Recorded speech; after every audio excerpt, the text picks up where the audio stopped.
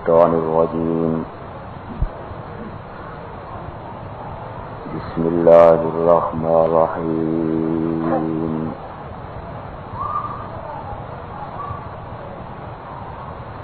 حتى إذا أتوا على واد النمل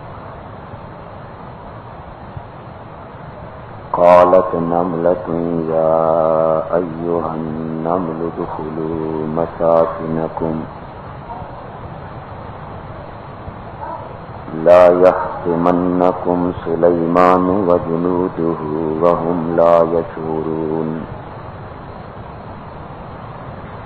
فتبسم ضاحكا من قولها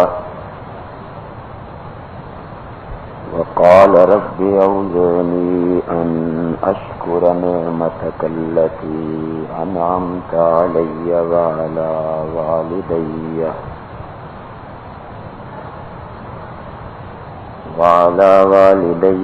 وأن أعمل صالحا ترضاه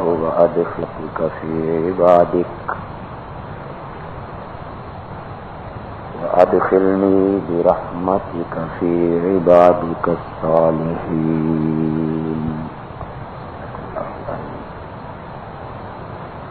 باقی جماعت میں ایک مشہور نام ہے حضرت سیدنا سلیمان علیہ السلام کا.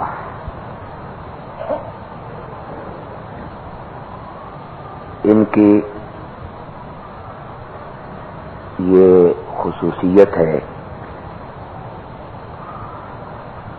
کہ یہ پیغمبر بھی ہیں اور وقت کے حاکم اور بادشاہ بھی.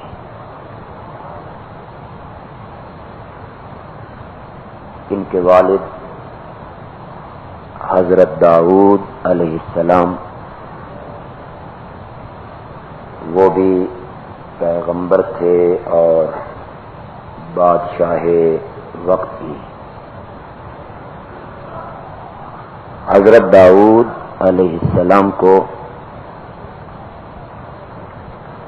اللہ رب العزت نے آسمانی کتاب زبور سے سرفراز کیا تھا، جہاں ان کو دوسرے معجزات ملے. وہاں ان کا ایک معجزہ یہ تھا کہ ان کے ہاتھ میں لوہا موم بن جاتا ہے. وہ اس کی کڑیاں، زنجیر، ڈھالیں، جنگ سے بچاؤ کے لباس بناتے اور روزی کماتے ہیں. ان کی ایک خصوصیت یہ بھی تھی کہ جب زبور کو پڑھتے تو اللہ نے اتنا خوبصورت آواز عطا کیا تھا کہ ان کے ساتھ ساتھ پہاڑ اور پرندے بھی اللہ کی تسبیح کرتے تھے. اور یہ پرندوں کی تسبیح اور یہ پہاڑوں کی تسبیح بزبان حال نہیں بلکہ بزبان قال تھی. یعنی یہ نہیں کہ وہ تسبیح پڑھ رہے ہیں اور ان کی تسبیح کسی کو سمجھ نہیں آ رہی، اس لیے کہ اس طرح کی تسبیح تو دنیا کی ہر چیز کرتی ہے. ان پرندوں اور پہاڑوں کی تسبیح یہ تھی کہ لوگ سنتے بھی تھے اور سمجھتے بھی. حضرت سلیمان علیہ السلام کو اللہ نے فہم و حکمت، فہم و فراست، دانائی، فیصلے کی قوت، یہ علم اور یہ صلاحیت بڑی وافر مقدار میں عطا کی تھی۔ ابھی یہ بچے تھے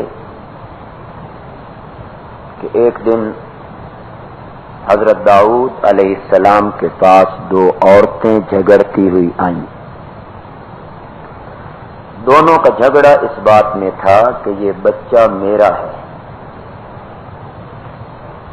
صورتحال یہ بنی کہ وہ دونوں عورتیں کہیں بیٹھی ہوئی تھیں، دونوں کے بچے تھے۔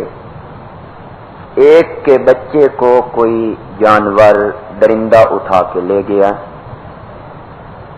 اور جو بچہ بچ رہا اس کے متعلق دونوں نے دعویٰ کیا کہ یہ میرا ہے۔ جو عورت بڑی عمر کی تھی حقیقتاً اس کے بچے کو درندہ اٹھا کے لے گیا تھا، اور وہی جھگڑ رہی تھی اس بچے کے بارے میں جو حقیقتاً چھوٹی عمر کی عورت کا تھا، لیکن وہ باطونی عورت اسے اپنا ثابت کر رہی تھی۔ معاملہ حضرت داؤد علیہ السلام کے دربار میں آیا، انہوں نے دونوں کی گفتگو سنی۔ بڑی عمر کی عورت ذرا باطونی، چالاک، ہوشیار قسم کی تھی، اس نے حضرت داؤد کو متاثر کیا اور حضرت داؤد نے اس کے حق میں فیصلہ کیا۔ وہ بچے کو اٹھا کے جو ہی باہر نکلی تو حضرت سلیمان باہر پھر رہے تھے، ابھی بچے تھے۔ پوچھا کیا ہوا ہے، کیسا فیصلہ ہوا؟ اس چھوٹی نے بھی یہی کہا کہ بچہ میرا تھا، یہ باطونی ہے، ہوشیار ہے، چالاک ہے، اور اپنی باتوں سے اس نے آپ کے ابو کو متاثر کیا اور انہوں نے اس کے حق میں فیصلہ دے دی۔ حضرت سلیمان نے فرمایا کہ واپس پلٹو، میں اپنے والد سے بات کرتا ہوں۔ حضرت سلیمان علیہ السلام عرض کرتے ہیں کہ اگر اجازت ہو تو فیصلہ میں کروں۔ حضرت داؤد علیہ السلام نے فرمایا کہ کیجیے۔ حضرت سلیمان علیہ السلام نے فرمایا بچہ ایک ہے اور جھگڑنے والی دو عورتیں ہیں، ایسے کیوں نہ کر لیا جائے کہ بچے کو دو ٹکڑوں میں تقسیم کر دیا جائے، آدھا ایک کو اور آدھا دوسری کو دے دیا جائے۔ بڑی عورت جس کا وہ بچہ نہیں تھا وہ اس پر تیار ہو گئی، لیکن وہ چھوٹی عمر کی عورت جس کا وہ جگر تھا، جس کا دل تھا، جس کی جان تھی، اس نے کہا کہ چلو یہ لے جاتی ہے تو لے جانے دو، میرے بچے کو دو ٹکڑوں میں مت بانٹو، کبھی کبھی دیکھ تو لیا کروں گی۔ تو حضرت داؤد کو بھی سمجھ آ گئی اور حضرت سلیمان کو بھی سمجھ آ گئی کہ بچہ بڑی کا نہیں بلکہ چھوٹی کا۔ یہ بخاری میں روایت ہے، اور ابھی سلیمان بچے تھے جب انہوں نے یہ خوبصورت اور فراست والا فیصلہ کیا تھا۔ جہاں اس سے حضرت سلیمان کی فراست معلوم ہوتی ہے، وہاں اس سے یہ بات بھی معلوم ہوتی ہے کہ حضرت داؤد عالم الغیب نہیں تھے۔ اگر حضرت داؤد عالم الغیب ہوتے اور انہیں غیب کا علم ہوتا تو وہ یہ فیصلہ کبھی، انہیں پتہ ہونا چاہیے تھا کہ یہ بچہ کس کا ہے۔ بڑی عمر کی عورت جھوٹ بول رہی ہے، فریب کر رہی ہے، باتیں بنا رہی ہے، تو وہ کبھی بڑی عورت کے حق میں فیصلہ نہ دیتے۔ معلوم ہوتا ہے کہ حضرت داؤد جو ہیں یہ عالم الغیب ہو۔ اس طرح کے کئی واقعات قرآن پاک نے اور بھی پیش کیے ہیں، اگر وقت ہوا ان کی طرف توجہ کریں گے انشاءاللہ۔ حضرت سلیمان علیہ السلام کو جہاں حکمت، فراست، دانائی، سمجھ، علم اللہ نے عطا کیا تھا، وہاں اللہ نے انہیں حکومت، تخت، سلطنت عطا کی۔ گھوڑوں پر ان کی حکومت ہے، جنات ان کے تابع ہیں، اور ان کا تخت جو ہے وہ ہوا میں اڑتا ہے۔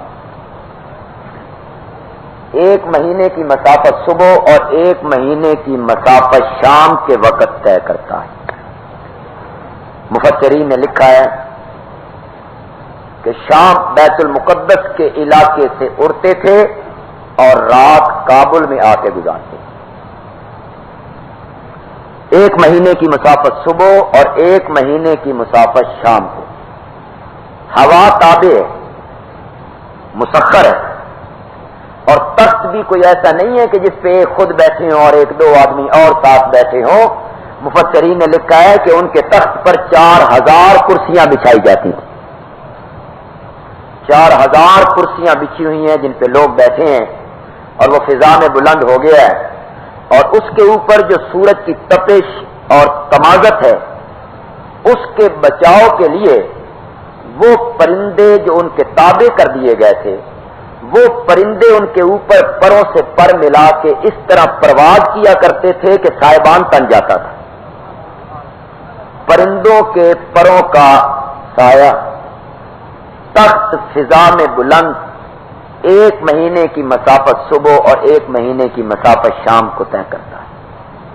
کہنے کا مطلب یہ ہے کہ بڑی قوت والا، بڑی طاقت والا پیغمبر ہے اور بڑا با کمال پیغمبر ہے، اور اللہ نے ان پر بڑی نوازشات کی ہیں جن تابع ہیں. اور یہ دعا بھی کرتے ہیں کہ یا اللہ، یہ حکومت جو تو نے مجھے عطا کی ہے میرے بعد کسی کو عطا نہ کرنا. نبی پاک صلی اللہ علیہ وسلم نے ایک رات ایک جن کو قابو کر لیا تھا، پھر آپ نے چھوڑ دیا.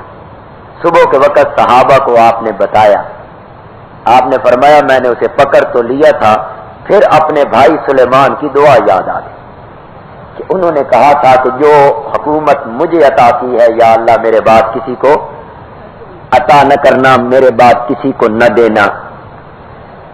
تو پرندوں کی وہ بولیاں جانتے ہیں، گھوڑوں پہ ان کی حکومت ہے، جنات ان کے تابع ہیں، بڑے بڑے کام کرواتے ہیں وہ جنات سے.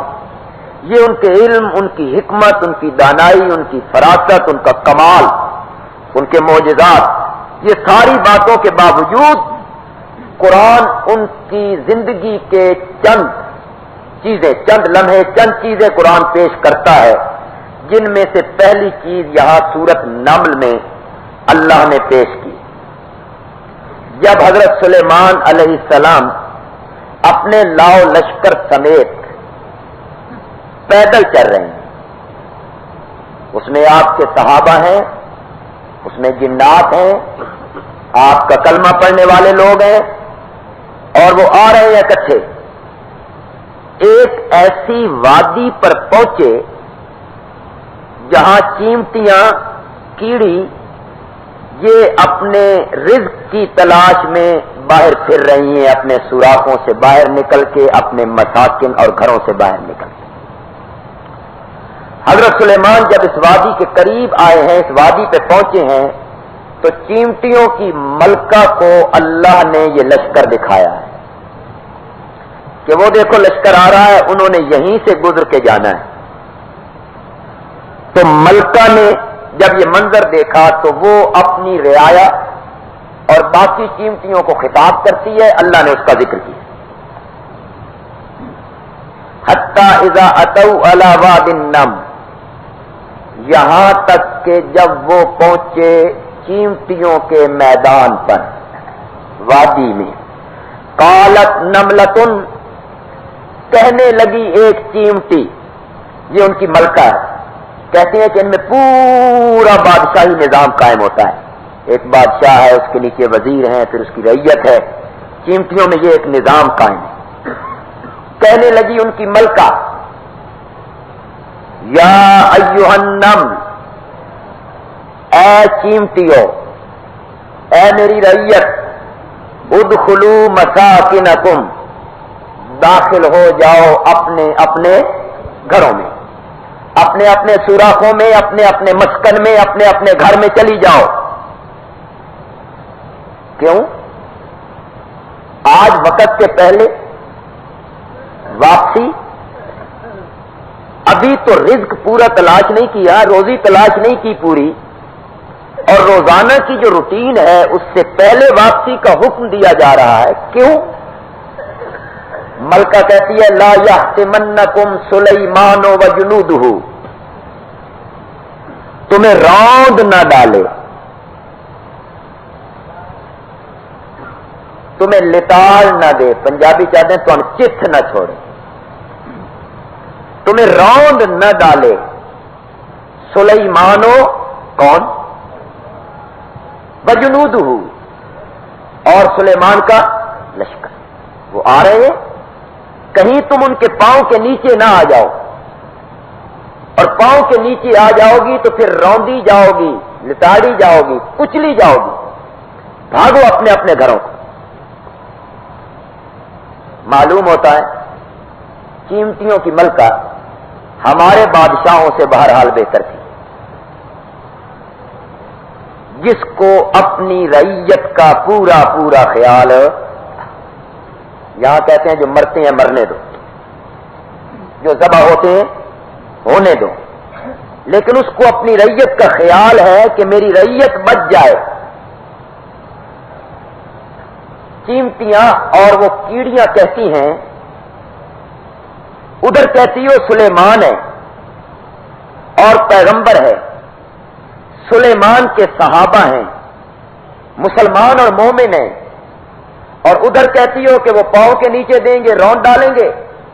ایک پیغمبر اور پیغمبر کے ماننے والے مومن، ان سے یہ توقع ہو سکتی ہے کہ وہ ہم حقیر سی جان رکھنے والیوں کو پاؤں کے نیچے روند دیں؟ یہ کیسے ہو سکتا ہے؟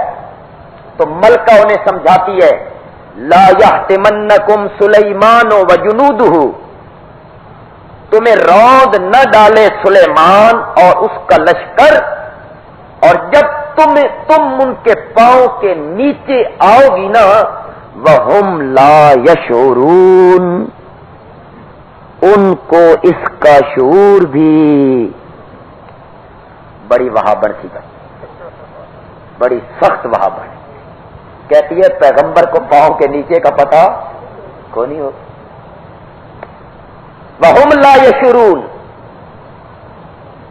پیغمبر کو اپنے پاؤں کے نیچے کا شعور بھی نہیں ہوگا، اسے علم نہیں ہوگا کہ میرے پاؤں کے نیچے کیا ہے، شعور نہیں ہوگا اسے. اللہ کو چیمٹی کی یہ بات اتنی پسند آئی کہ اس کا ذکر بھی قرآن میں کیا اور پوری سورت کا نام رکھ دیا چیمٹی والی سورت. ہمارے ہاں ایک کتاب عربی میں کتاب النوادر اور کتاب الحیوان، غالباً کتاب النوادر میں، یہ پھر لمبی بحث ہے نا کہ چیمٹی کی یہ بات جو وہ بول رہی تھی اپنی رعایا کو، وہ کہہ رہی تھی چلی جاؤ، وہ تمہیں پاؤں کے نیچے نہ دے لے، اس کو پتہ بھی نہیں چلے گا. اللہ نے چیمٹی کی یہ بات فضا میں اٹھائی اور حضرت سلیمان کے کانوں تک پہنچائی کہ سن میرا پیغمبر وہ چیمٹی کیا کہہ رہی. تو حضرت سلیمان علیہ السلام نے یہ خواہش کا اظہار کیا کہ مولا میں اس چیمٹی سے بات کرنا چاہتا ہوں. بولی تو اس کی سمجھنے لگ گئے تھے نا. جب چیمٹی کی بات قرآن کہتا ہے فتبسم ضاحکا من قولها، اس کی بات سے حضرت سلیمان ہنس پڑے، مسکرائے اس کی بات سن کر. تو مسکرائے تبھی جب اس کی بولی کو سمجھ. میں اس سے بات کرنا چاہتا ہوں. اللہ نے فرمایا بات کرا دیتے. تو جب وہ اس میدان میں پہنچے ہیں اور چیمٹی سے ہم کلام ہوئے ہیں، تو گفتگو کے آخر میں حضرت سلیمان اس چیمٹی کو کہتے ہیں اسی طریقے کے مطابق جس طرح ایک بڑا آدمی ایک بادشاہ کہتا ہے چھوٹے کو. تو حضرت سلیمان علیہ السلام اس چیمٹی سے کہتے ہیں حل لک من حاجت، کوئی کام ہے تو بتاؤ، میں بادشاہ ہوں، کوئی تیرا کام ہے، کوئی تیری حاجت ہے تو مجھے بتاؤ. حل لک من حاجت، تیری کوئی حاجت کوئی ضرورت تو پیش کرو، بتاؤ مجھے. چیمٹی حضرت سلیمان علیہ السلام کی اس پیشکش کے جواب میں کہتی ہے انت عاجز، آپ عاجز ہیں. بطلب من العاجز غیر جائز، اور عاجزوں سے مانگنا اچھا نہیں ہوتا. دو باتیں معلوم ہوئی. ایک بات تو یہ معلوم ہوئی کہ اس چیمٹی کا ضمیر آج کے سیاسی لیڈروں اور سیاسی مولویوں سے بہتر تھا، جس نے بادشاہ وقت کی پیشکش کو، اور یہ کشکول لے کر پیچھے بھاگتی. وہاں حضرت سلیمان کہتی ہے کہ مانگو مجھ سے کیا مانگتی ہو، طلب کرو مجھ سے کیا طلب کرتی ہو، میں بادشاہ ہوں. تو وہ کہتی ہے انت عاجز والطلب من العاجز غیر جائز، آپ خود عاجز ہیں اور عاجزوں سے مانگنا جائز نہیں ہے، آپ سے کیوں مانگوں؟ کاش اللہ تعالیٰ آج کے کلمہ پڑھنے والے کو اتنی سمجھ عطا کر دے کہ عاجزوں سے مانگنا جائز نہیں. جو خود عاجز ہو، جو اپنے چہرے سے مکھی نہ اڑا سکتا ہو، جو کروٹ نہ تبدیل کر سکتا ہو، جو یتیم بچوں کے سر پہ ہاتھ نہ رکھ سکتا ہو، جو کسی کی بات نہ سن سکتا ہو، اس سے مانگنا جائز نہیں. حضرت سلیمان علیہ السلام نے سنا نا تو تھوڑا سا پیر دبایا. حضرت سلیمان علیہ السلام نے فرمایا فلا بد ان تطلبنی شیئا، جب تک کوئی چیز نہیں مانگو گی میں جان نہیں چھوڑوں گا، لازمی ہے کہ مجھ سے طلب کرو، مانگو کچھ نہ کچھ. چیمٹی نے جب دیکھا کہ حضرت سلیمان بن مانگے جان نہیں چھوڑتے، اس نے اب ایک چیز مانگی. کہتی ہے اگر دینا چاہتی ہو اور لازمن دینا چاہتی ہو تو ضد فی رزقی و ضد فی عمری، میری عمر کا دھاگا جتنے اللہ نے لمبا کیا ہے تو تھوڑا سا اور لمبا کر دے. وزد فی رزقی، اور جتنی روزی اور رزق اللہ نے میرا لکھا ہے تو اس روزی میں تھوڑا سا اضافہ کر بڑھا دے. حضرت سلیمان کہتے ہیں اطلبی شیئا ما فی یدی، وہ چیز مانگنا جو میرے ہاتھ میں ہو. اطلبی شیئا ما فی یدی، وہ چیز مانگنا جو میرے ہاتھ میں ہو. تم اس چیز کا سوال کرنے لگی ہو جو میرے ہاتھ میں نہیں ہے. تو چیمٹی کہتی ہے ان تزال حوائج الی اللہ، اگر کچھ چیزیں تیرے ہاتھ میں ہیں اور کچھ چیزیں تیرے ہاتھ میں نہیں ہیں تو تجھ سے کیوں نہ مانگوں، اپنے اللہ سے کیوں نہ مانگوں جس کے ہاتھ میں سب چیزیں. تو چیمٹی یہ کہہ رہی ہے کہ جب حضرت سلیمان تمہیں اپنے پاؤں کے نیچے رونیں گے وہم لا یشعرون، ان کو اپنے پاؤں کے نیچے کا شعور نہیں، پتہ نہیں ہوگا، علم نہیں ہوگا انہیں. فتبسم ضاحکا من قولها، پس تبسم فرمایا ہنسے سلیمان من قولها، اس کی بات سن کے. اللہ نے اس کی بات سنا دی. اللہ چاہے تو چیمٹیوں کی بات سنا دے. سنا دی بات، اس کی بات سن کر مسکرائے اور کہتے ہیں رب، اے میرے رب، اوزینی، مجھے توفیق عطا کر، ان اشکر نعمتک التی انعمت علی، میرے اللہ مجھے توفیق عطا فرما کہ میں ان نعمتوں کا شکر ادا کروں جو نعمتیں تو نے مجھ پہ کی، وعلی والدی، اور جو تو نے نعمتیں میرے ماں باپ پر کی ہیں، مجھے اس کی توفیق عطا فرما میرے اللہ کہ میں تیری نعمتوں کا شکر کروں. یہاں سے معلوم ہوتا ہے کہ جب اللہ کسی بندے پر کوئی نعمت کرے تو بندے کو چاہیے کہ فوراً اس نعمت کا کیا ادا کرے، شکر ادا. آج حضرت سلیمان پر ایک نئی نعمت ہوئی کہ پہلے جنوں پر حکومت تھی، گھوڑوں پر حکومت تھی، پہلے ان کا تخت ہوا میں اڑتا تھا، یہ پرندوں کی بولیاں جانتے تھے. اللہ نے آج ایک اور نعمت عطا کی کہ اللہ نے ان کو چیمٹی کی زبان بھی سمجھا دی. تو یہ نئی نعمت ہوئی تو یہ کہتی ہیں کہ یا اللہ مجھے اس نعمت سے شکر ادا کرنے کی توفیق عطا فرما کہ آج میں نے چیمٹی کی بولی سمجھ لی. اور اگر یوں کہہ لیا جائے تو بھی مناسب ہے کہ یا اللہ تیری اتنی بڑی نعمت، تیرا اتنا بڑا انعام کہ جو مسئلہ میں انسانوں کو سمجھاتا تھا اور جو مسئلہ میں جنات کو سمجھاتا تھا کہ اللہ کے سوا عالم الغیب کوئی نہیں، اور وہ مسئلہ انسانوں اور جنوں کے دماغ میں نہیں آتا تھا، میرے اللہ میں تیرا کس طرح شکر ادا کروں، وہ مسئلہ تو نے چیمٹی کو سمجھا دیا. مجھے یہ توفیق عطا فرما کہ میں تیری نعمت کا کیا ادا کروں، شکر ادا کروں. اس واقعے سے معلوم ہوا کہ حضرت سلیمان علیہ السلام باوجود اولی العزم پیغمبر ہونے کے عالم الغیب نہیں. اگلا واقعہ پڑھی، اگلے صفحے پہ آئی. 342 پر پہلی سطر.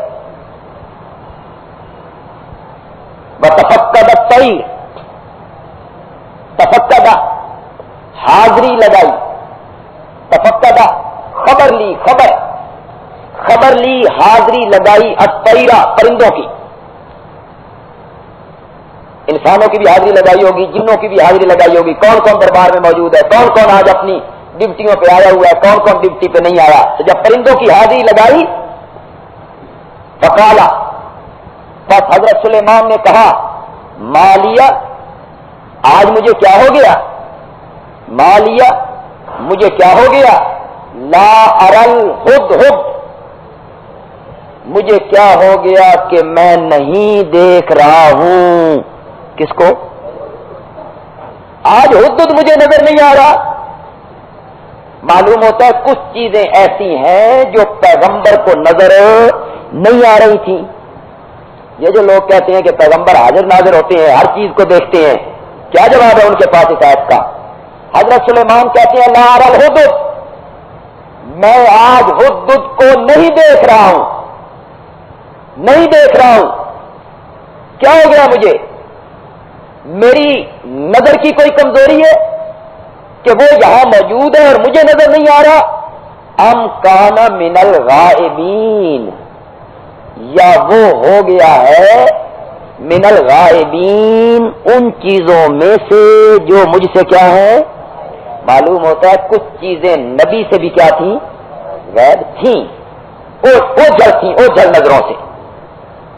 یا وہ دربار میں ہے ہی کوئی نہیں، غیر حاضر آج غائبین میں سے ہو گئے. لَأُعَذِّبَنَّهُ عَذَابًا شَدِيدًا، میں سزا دوں گا اس کو سخت سزا. اَوْ لَأَذْبَحَنَّهُ، یا میں آج اس کو ذبح کر دوں گا. میں ذبح کر دوں، اب غصے میں میں اس کو ذبح کر دوں گا یا میں اس کو سخت سزا دوں گا. اَوْ لَيَأْتِيَنِّي بِسُلْطَانٍ مُبِينٍ، یا میرے پاس لے کے آئے گا کوئی کھلی دلیل. ادھر کہ وہ کیوں نہیں حاضر ہوا، یا تو ادھر پیش کرے گا ورنہ ذبح کر دیں گے آج. معلوم ہوتا ہے جو لوگ سرکاری ڈیوٹی پر ہوں انہیں اپنی ڈیوٹی پوری طرح سر انجام دینی چاہیے. اگر وہ نہیں دیتی ہیں تو مجرم ہے، جس طرح حضرت سلیمان نے ہدہد کو مجرم ٹھہرایا کہ وہ ڈیوٹی سے غیر حاضر کیوں ہوا، بغیر اطلاع دیے کیوں چلا گیا. میں اس کو سزا دوں گا، میں اس کو ذبح کر دوں گا. یا وہ کوئی دلیل لے کے آئے گا، عذر پیش کرے گا.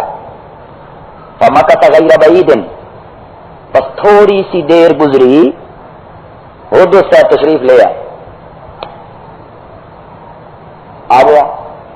اب باہر دربار سے جو باہر پرندے وغیرہ دوسرے یا لوگ شوق تھے، انہوں نے کہا خیر نہیں ہے، آج حضرت بڑے ناراض ہیں اور وہ کہتے ہیں ایسی سزا دیں گے یاد رکھے گا یا سرے سے ذبح ہی کر دیں گے. کوئی بہانہ شانہ بنا لو، کیا پیش کرنا ہے تم نے؟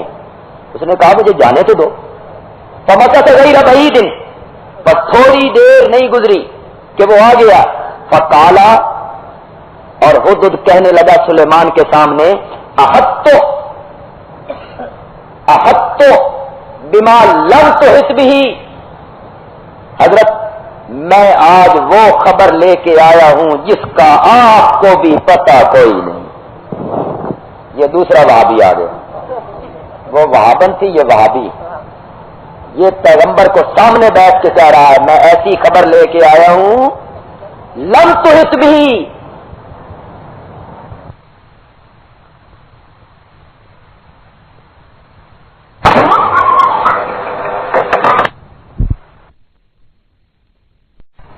نے پایا ہے امراتن، ایک عورت کو، تملکہم، جو قوم سبا پر حکومت کرتی ہے.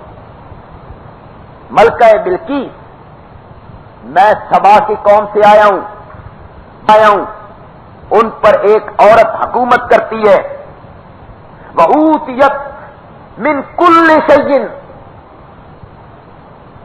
حدود کہتا ہے حضرت جی وہ جو ملکہ ہے نا اوتیت من کل شیء، اس کو ہر چیز دی گئی ہے، اس کو یعنی اس کا تخت دیکھا، بادشاہی دیکھی، دربار دیکھا، انعامات دیکھے، ہیرے جواہرات دیکھے، فوجی دیکھے، دربان دیکھے، اس کو حدود تعبیر کر رہا ہے اوتیت من کل شیء، اس کو بولیے ہر چیز دی گئی۔ ہمارے دوست ہیں نا تو نبی پاک کا علم غیب ثابت کرنے بیٹھے نا تو وہ دلیل پیش کرتے ہیں جی قرآن کہتا ہے تبیانا لکل شیء، قرآن میں ہر چیز کا بیان ہے۔ دیکھو جی کل کا معنی ہر نہیں ہوتا، تبیانا لکل شیء، قرآن میں ہر چیز کا کیا ہے بیان ہے۔ جب قرآن میں ہر چیز کا بیان ہے تو نبی پاک قرآن کے عالم ہے، لہذا نبی پاک کو ہر چیز کا پتہ ہے۔ اب ان کو کون بتائے کہ کل ہر جگہ ہر چیز کے معنی میں استعمال نہیں ہوتا، اور اگر ہر جگہ ہر چیز کے معنی میں استعمال ہوتا ہے تو یہاں کیجئے ہر چیز کے معنی میں۔ جب حدود کہتا ہے اوتیت من کل شیء، ملکہ بلقیس کو ہر چیز دی گئی ہے، داڑھی بھی اس کی آئی ہوگی، مردانہ خصوصیات بھی ملکہ بلقیس کو ملی ہوں گی، داڑھی بھی ملی ہوگی، مردانہ خصوصیات بھی ملی ہوں گی، پھر کل شیء کیوں کہا گیا؟ اگر ہر چیز ملکہ حضرت سلیمان کا تخت بھی بلقیس کو ملا ہوگا، نبوت بھی بلقیس کو ملی ہوگی، تو پھر یہاں میں نہ کیجیے اوتیت من کل شیء کا۔ من کل شیء کا یہ مطلب نہیں ہوتا کہ ہر چیز۔ ایک بندہ لاہور جاتا ہے، بڑی سیر کرتا ہے، بڑی سیر کرتا ہے، واپس آتا ہے، لوگ کو پوچھتے ہیں بسنا بھائی لاہور گیا تھا، اس کا کیا لاہور کا چپا چپا چھان مار، کیا مطلب ہوتا ہے کہ 4 انگلی کے برابر کوئی جگہ ایسی نہیں رہ گئی جہاں میرا پاؤں نہ پڑو، بلکہ اکثر پہ لفظ بول دیتے ہیں کل کا۔ تو یہاں مراد یہ تھی حدود کی کہ جو ضروریات زندگی کی چیزیں ہیں ساری کی ساری بلقیس کو دی گئی۔ تو قرآن پاک میں جو کہا گیا تبیانا لکل شیء کہ قرآن میں ہر چیز کا بیان ہے، اس کا مطلب بھی یہی ہے کہ جن چیزوں کی انسان کے عقائد و اعمال کے لیے ضرورت ہے ان کی ہر چیز کو قرآن نے کیا کیا ہے۔ اور اگر کوئی بندہ ہر چیز کا بیان ہے، سرگودے کا نام ہے قرآن، ہر چیز کا بیان ہے قرآن، میرا نام آپ کا نام ہے قرآن۔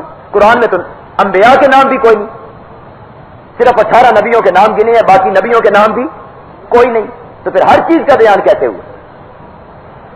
اوتیت من کل شیء، اس کو ہر چیز دی گئی ہے۔ وَلَهَا عَرْشٌ عَظِيمٌ، اور اس کا تخت ہے بڑا عظیم تخت ہے، جس پہ وہ بیٹھتی ہے، بڑا عظیم تخت ہے اس کا۔ آگے حدود ذکر کرتا ہے کہ وہ سورج کی پرستش کرتے ہیں اللہ کو چھوڑ کر، بڑے پاگل لوگ ہیں، جو اللہ چھپی ہوئی چیزیں زمین و آسمان کی باہر نکالتا ہے اور ظاہر پوشیدہ باتوں کو جانتا ہے، اس کو چھوڑ کر سورج کی پرستش کرتے ہیں، کتنے پاگل لوگ۔ یہ سارا بیان کرتا ہے۔ رکوع جہاں ختم ہو رہا ہے اس سے آگے چلے جائیے، جہاں سجدہ ختم ہو رہا ہے، سجدے کی آیت جہاں ختم ہو رہی ہے اس سے آگے جائیے۔ کالا سننظر اصدقت ام کنت من الکاذبین۔ ساری کہانی حضرت سلیمان نے سنی نا حدود کی، تو حضرت سلیمان جواب میں کہتے ہیں سننظر، ہم دیکھیں گے۔ بڑی کہانی سناتا ہے سبا کی، قوم ہے، عورت ہے، یہ ہے، وہ ہے۔ سننظر، ہم دیکھیں گے، اصدقت، کیا تو سچ کہتا ہے؟ ام کنت من الکاذبین، یا تو ہے جھوٹوں میں سے؟ یہ ہم تجربہ کریں گے۔ کس طرح؟ اذهب بکتابی ھذا، یہ میرا خط لے کے جا، یہ خط تم تک پہنچا، واپسی جواب آتا ہے تو پتہ کرتے ہیں کہ تو سچا ہے یا جھوٹا۔ بتائیے حدود سچا تھا کہ نہیں تھا؟ سچا تھا، حدود وہاں سے ہو کے آیا تھا، حدود سچا تھا، لیکن حضرت سلیمان کو حدود کی بات کا یقین نہیں آ رہا۔ معلوم ہوتا ہے کہ حضرت سلیمان عالم الغیب نہیں تھے، اور حدود بھی یہی کہتا ہے کہ میں ایسی بات کی خبر لے کے آیا ہوں جس بات کی خبر کا آپ کو علم نہیں۔ ایک اور جگہ دیکھیے، یہ سورت ہے انبیاء صفحہ 397،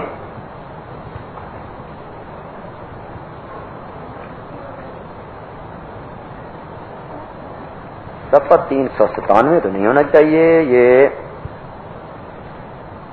یہ جناب 97 جی، صفحہ 297 جی۔ صفحہ 297 آیت نمبر 78.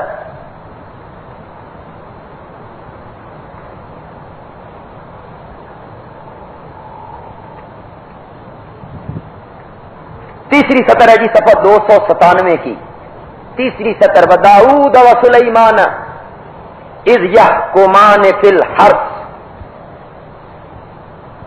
اذ نفشت فیہ غنم القوم وَكُنَّا لِحُكْمِهِمْ شَاهِدِينَ فَفَهَّمْنَاهَا سُلَيْمَانَ وَكُلًّا آتَيْنَا حُكْمًا وَعِلْمًا. مل گیا جی. اور داؤد اور سلیمان کو ہم نے سمجھ دی.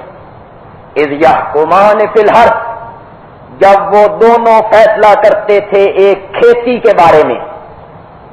اذ نفشت فیہ غنم القوم جب اس کھیتی کو روند گئی تھیں ایک قوم کی بکریاں.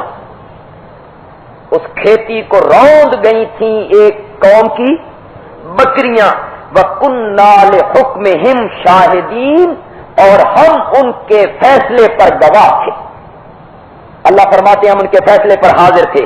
فَفَهَّمْنَاهَا سُلَيْمَانَ بس ہم نے اس فیصلے کرنے کی سمجھ دے دی سلیمان کو.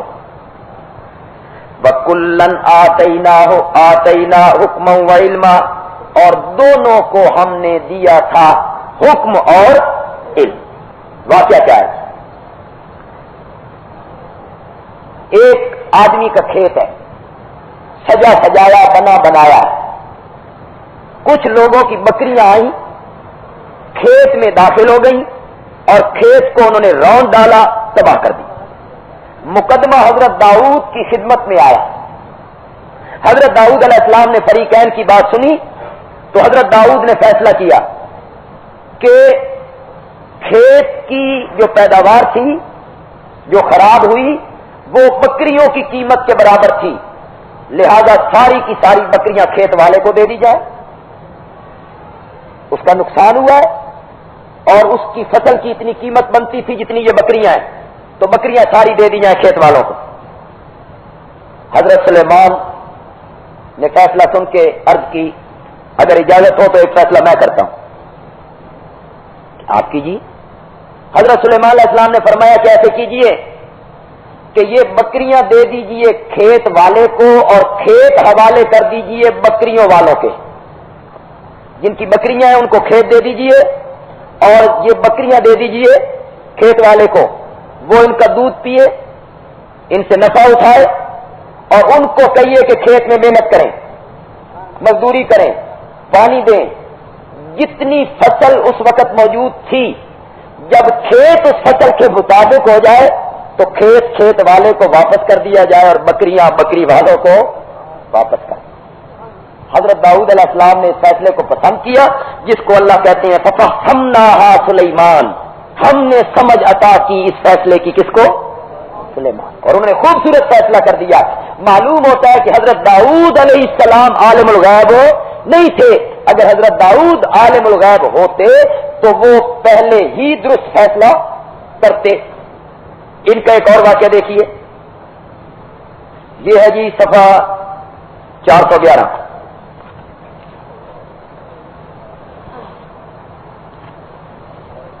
صفحہ نمبر 411. سورت کا نام ہے سورۃ صاد اور آیت نمبر ہے 34.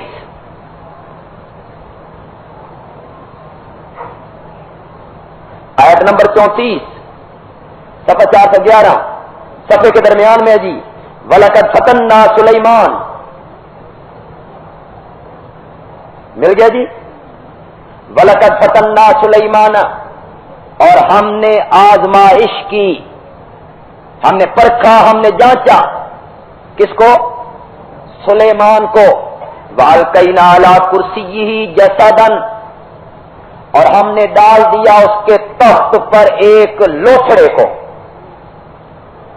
ڈال دیا اس کے تخت پر ایک لوتھڑا, کمزور سا ایک جسم ڈال دیا. ثم اناب پھر سلیمان نے توجہ کی کس کی طرف؟ اللہ کی طرف. قالا کہنے لگے رب اغفر لی, اے اللہ مجھے معاف کر دے. وہبلی ملکن اور مجھے بخش ایسی بادشاہی لا ينبغی لأحد من بعدی جو میرے بعد کسی کو بھی لائق نہ. کیا مطلب؟ بخاری کی روایت ہے، مفسرین نے اسے نقل کیا. حضرت سلیمان علیہ السلام نے ایک دن کہا کہ آج رات میں تمام اپنی بیویوں سے ہم بستری کروں گا جن سے مجاہد بچے پیدا ہوں گے جو اللہ کے راستے میں جہاد کریں گے. یہ کہا لیکن انشاءاللہ کہنا بھول گئے. صرف ایک بیوی سے بچہ پیدا ہوا، وہ بھی ایک لوتھڑا جو دایا نے اٹھایا اور اٹھا کے حضرت سلیمان کے سامنے ڈال دیا کہ یہ ہے جی. تو حضرت سلیمان علیہ السلام نے اسی وقت اپنے اللہ کی طرف کیا کی؟ توجہ، اور فرمایا اغفر لی، یا اللہ مجھے معاف کر دے کہ میں نے اتنا بڑا بول دیا اور ساتھ انشاءاللہ نہیں کہا. معلوم ہوتا ہے کہ حضرت سلیمان عالم الغیب نہیں تھے. اگر وہ عالم الغیب ہوتے تو وہ یہ جملہ کبھی استعمال نہ کرتے. کچھ مفسرین نے لکھا کہ حضرت سلیمان بیمار ہوئے اور جسم اتنا کمزور ہو گیا کہ وہ بالکل بے جان بندوں کی طرح رہ گیا اور وہ تخت پہ ایسے معلوم ہوتا تھا جس طرح کوئی بے جان چیز پڑی ہو تخت پر. ہمارے حضرت مولانا حسین علی رحمت اللہ علیہ اس کا مفہوم یہ بیان کرتے ہیں کہ اس سے پچھلی آیت میں گھوڑوں کے ساتھ جو حضرت سلیمان نے محبت کا اظہار کیا تھا اور ان کی پشت پر ہاتھ پھیر رہے تھے، گھوڑے قطار اندر قطار گزر رہے تھے، یہ ان کی پیٹھ تھپتھپا رہے تھے، اس کی پشت پر ہاتھ پھیرتے جاتے تھے، حتیٰ کہ گھوڑے آگے جا کے چھپ گئے اور عصر قریب آ گئی اور سورج غروب ہونے لگا اور عصر کی نماز لیٹ ہو گئی، دیر ہو گئی عصر کی نماز میں. گھوڑوں کی دیکھ بھال کے اندر اللہ تعالیٰ کو اپنے پیغمبر کی اتنی غفلت بھی پسند نہ آئی، اس لیے کہ پیغمبر کا تعلق جو اللہ سے زیادہ ہوتا ہے، تو جتنا تعلق زیادہ ہوتا ہے اتنی ہی محسوس کرتے ہیں وہ دونوں تعلق والے لوگ. تو اللہ تعالیٰ نے حضرت سلیمان سے تخت واپس لے کر ایک عام بندے کے حوالے کر دیا وہ تخت. بعد میں حضرت سلیمان علیہ السلام نے جب یہ کہا کہ یا اللہ مجھے معاف فرما دے کہ وہ گھوڑوں کی دیکھ بھال میں نماز جو تھی وہ لیٹ ہو گئی تھی اور وہ مجھ سے غفلت ہو گئی، اللہ تعالیٰ نے پھر حکومت اور بادشاہی جو ہے حضرت سلیمان کو واپس کر دی تھی. یہ جو حضرت سلیمان علیہ السلام کے واقعات اور حضرت داؤد علیہ السلام کے واقعات، باپ بیٹے کے واقعات قرآن نے بیان کیے ہیں، ان واقعات سے یہ امر اور یہ حقیقت کھل کر واضح ہوتی ہے اور ایک معمولی دماغ رکھنے والے انسان پر یہ بات ثابت ہو جاتی ہے کہ باوجود اتنی طاقتوں کے، باوجود اتنی قوتوں کے، باوجود اتنی سلطنت کے، باوجود اتنی صلاحیتوں کے کہ ان کا تخت ہوا میں اڑتا ہے. اللہ اکبر! تخت ہوا میں اڑتا ہے، جنات ان کے تابع ہیں، پرندوں کی وہ بولیاں سمجھتے ہیں، چیمٹی کی وہ زبان سمجھتے ہیں، ہوا ان کے مسخر کر دی گئی ہے، گھوڑے ان کے تابع کر دیے گئے ہیں، حکومت ان کو عطا کر دی گئی ہے، نبوت ان کو مل گئی ہے. دنیاوی دینی انعامات اور نعمتوں کے باوجود یہ باپ بیٹا دونوں پیغمبر تو ہیں لیکن عالم الغیب نہیں ہے. عالم الغیب ہونا جو ہے یہ صفت اور خاصہ ہے کس کا؟ اللہ کا. علم سے بحث نہیں ہے. پھر ایک دفعہ کہوں گا کہ شاید کسی بندے کے ذہن میں یہ جائے کہ یہ نبیوں کے علم کے متعلق گفتگو کر رہے ہیں. لا حول ولا قوت الا باللہ. قطعاً نہیں. ہمارا یہ عقیدہ ہے کہ ایک اللہ سے کم اور پوری مخلوق سے زیادہ اگر کسی کے پاس علم ہے تو وہ انبیاء کی ذات ہے، وہ نبیوں کی ذات ہے جن کے پاس سب سے زیادہ علم ہوتا ہے. اور نبی کے علم کی توہین کرنے والا انسان دائرہ اسلام سے خارج ہو جاتا ہے. یہاں بحث انبیاء کے علم سے نہیں ہے، علم سے بحث نہیں ہے. اس غلط فہمی میں شکار نہ رہنا کبھی اس غلط فہمی کا. یہاں بحث انبیاء کے مطلق علم سے نہیں کر رہا ہوں، بحث یہ کر رہا ہوں کہ انبیاء غیب کا علم رکھتے ہیں یا نہیں رکھتے. ثابت یہ کر رہا ہوں کہ وہ غیب کا علم نہیں رکھتے ہیں. اگر کوئی بندہ نبی پاک کو عالم الغیب کہتا ہے اور وہ سمجھتا ہے کہ میں نبی پاک کی تعریف کر رہا ہوں تو وہ تعریف نہیں کر رہا ہے، وہ یہودیوں اور عیسائیوں کی طرح نبی پاک کو اپنے مرتبے سے اٹھا کے اللہ کے مرتبے میں داخل کر رہا ہے. اور نبی پاک نے منع کیا تھا لا تطرونی کما اطرت النصارى عیسی ابن مریم فانما انا عبد اللہ ورسولہ، او لوگوں مجھے اس طرح نہ بڑھانا جس طرح عیسائیوں نے عیسیٰ بیٹے مریم کو بڑھا دیا تھا، مجھے اس طرح نہ بڑھانا، انما انا عبد اللہ، میں کون ہوں؟ میں اللہ کا بندہ ہوں، ورسولہ، اور اس کا رسول ہوں۔ تو تم کہا کرو کہ ہمارا پیغمبر جو تھا وہ اللہ کا بندہ تھا اور اللہ کا رسول تھا۔ بندہ ہونا بھی ایک بہت عظیم بات ہے، اور پھر رسالت کا مل جانا تو بہت بڑی نعمت ہے اور بہت بڑا انعام ہے۔ انبیاء کا علم سب سے زیادہ ہوتا ہے، انبیاء کے علم سے بحث نہیں کرنا چاہتے ہیں، بحث یہ ہے کہ غیب کا علم رکھنا یہ خاصہ انبیاء کا نہیں ہے، انبیاء عالم الغیب نہیں ہے، عالم الغیب جو ہے وہ صرف اور صرف کون ہے؟ اللہ۔ الحمدللہ رب العالمین۔